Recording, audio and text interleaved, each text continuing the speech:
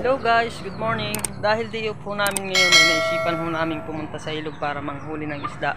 At ipapakita nga po pala namin sa inyo kung gaano nga kami kabilis manghuli ng isda. Tara guys, samahan nyo kami. Wow. 1 hour later.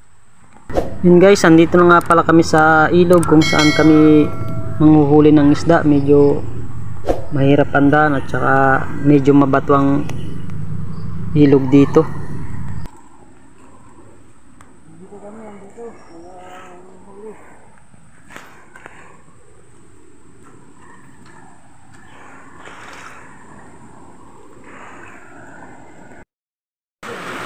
Ano ka master? May nahuli na? Ano ba yun?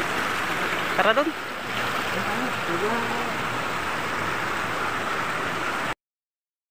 Andito po kami ngayon sa ilog at kami nangunguryente ng pangulam. Yan, sila po yung mga kasamahan ko. Ang ginagawa ho naming panghuli ng isda na yan ay pinamaalam ho namin sa barangay official na nakakasakop dito sa malapit dito sa ilog. At yan naman daw ho ay legal. Yan.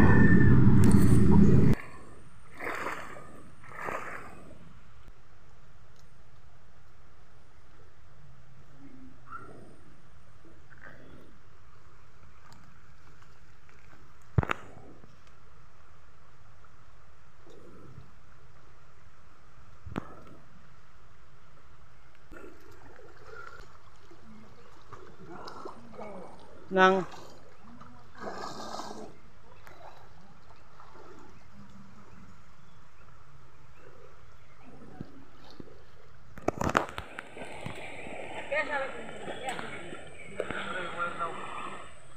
ipinagbabawal ho dito ay yung lasunin ng ilog dahil po yung maliliit na isda ay namamatay na rin.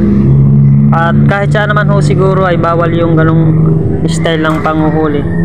Itong panghuli po namin ito ay nabubuhay naman ho ang maliliit na isda pagka nadadaanan ho ng aming mga panghuli.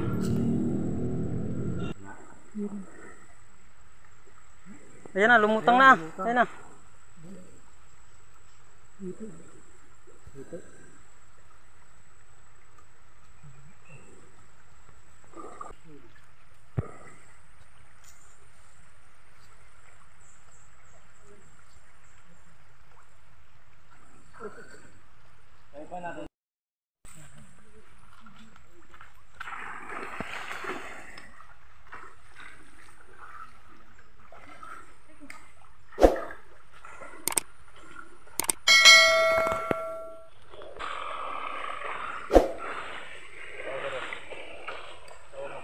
Sabit yun. Okay.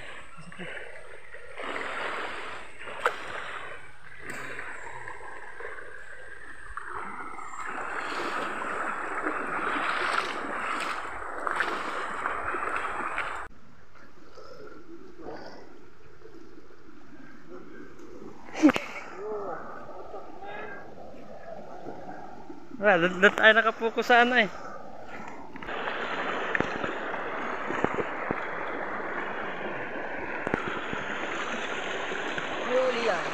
Ano ba yan? Patanga? Nakakahuli din yan?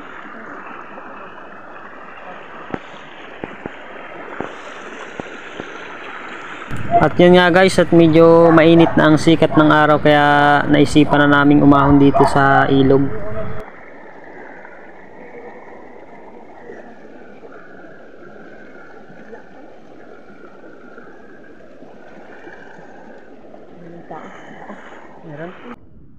At ito nga pala guys ang aming nahuli na isda, may pangulam na kami ngayong tanghalian.